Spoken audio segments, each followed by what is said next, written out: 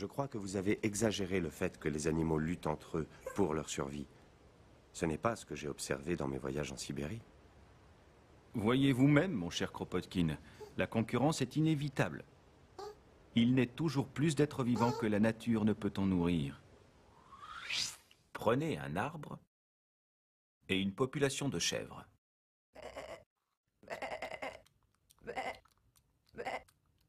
Les ressources restent inchangées, alors que la population augmente, augmente, augmente. Les chèvres deviennent trop nombreuses par rapport aux ressources qui elles-mêmes deviennent plus rares. Comment voulez-vous qu'il n'y ait pas de concurrence? Quoi? Hein? Oh. Au lieu de brandir des chèvres théoriques autour d'un arbre tout aussi théorique, regardez donc, la plupart des animaux, lorsque la situation est trop difficile, vont plutôt limiter les naissances. Vous voyez ces deux groupes de castors que nous avons rencontrés en amont et en aval de la rivière? Oui, oui. D'après mon expérience, il s'agit à l'origine d'un seul groupe qui vient de se scinder. Ils étaient trop nombreux. Ils ont préféré la migration au conflit. Oh, pardon. De surcroît, avez-vous vu tout ce qu'ils ont réussi à construire en si peu de temps? Comment imaginer de telles constructions, ces digues et ces abris, sans un développement prodigieux d'habitudes sociales? Il n'y a pas si longtemps, j'étais à l'aquarium de Brighton.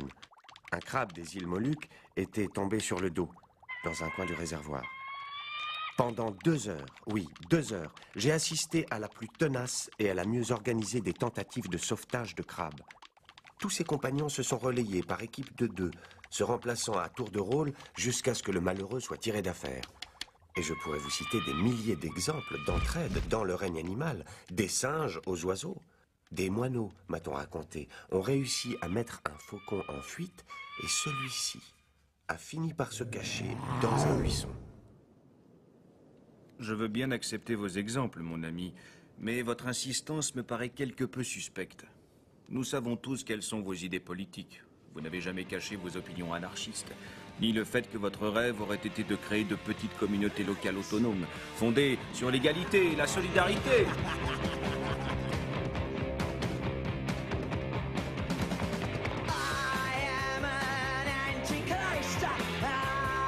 Je crains qu'on ne vous reproche de privilégier certaines observations parce qu'elles correspondent à vos idées politiques. Ah, mon cher Darwin, savez-vous ce que Marx a écrit à votre sujet? Une lettre envoyée à Engels au mois de juin 1862. Je vous la cite de mémoire. Il est remarquable de voir comment Darwin reconnaît chez les animaux et les plantes sa propre société anglaise. Avec sa division du travail, sa concurrence, ses ouvertures et ses nouveaux marchés, ses inventions et sa malthusienne lutte pour la vie. Malthus. Vous avez transféré les idées d'un économiste dans le monde des animaux. Je doute déjà de leur pertinence pour les humains, mais regardez donc autour de vous, elles sont absolument sans fondement pour le monde naturel. Je vous rappelle que j'ai moi-même émis des réserves sur la théorie de Malthus et quant aux récupérations par mes disciples, notamment Thomas Huxley. D'ailleurs, ce que j'appelais lutte pour la survie inclut le fait que les animaux puissent s'entraider pour survivre. Certes, mais vos observations se sont basées davantage sur une lutte entre espèces différentes. Si vous aviez privilégié les relations au sein de la même espèce, vous auriez sans doute observé plus d'entraide que de conflits. Oui, mais ça ne veut pas dire que ce sont mes idées politiques qui ont guidé mes observations. Vous avez parfaitement raison. Je crois que la différence de nos observations est surtout due à la différence des régions où nous avons travaillé. Vous avez travaillé aux Galapagos, sous les tropiques, dans des îles, sans doute les lieux les plus propices pour étayer la théorie de Malthus. La compétition y constitue souvent la seule solution à la surpopulation. Et vous avez appris votre métier de naturaliste dans les vastes étendues dépeuplées de la Sibérie. Les lieux dans lesquels les conditions sont à ce point rudes que les animaux qui s'entraident ont plus de chances de survivre. Les lieux finalement les moins propices à évoquer la vision du monde de Malthus. Et c'est sans doute ce que notre rencontre devait susciter, l'appétit pour la diversité des natures, certes, mais aussi et surtout l'appétit pour la diversité des explications.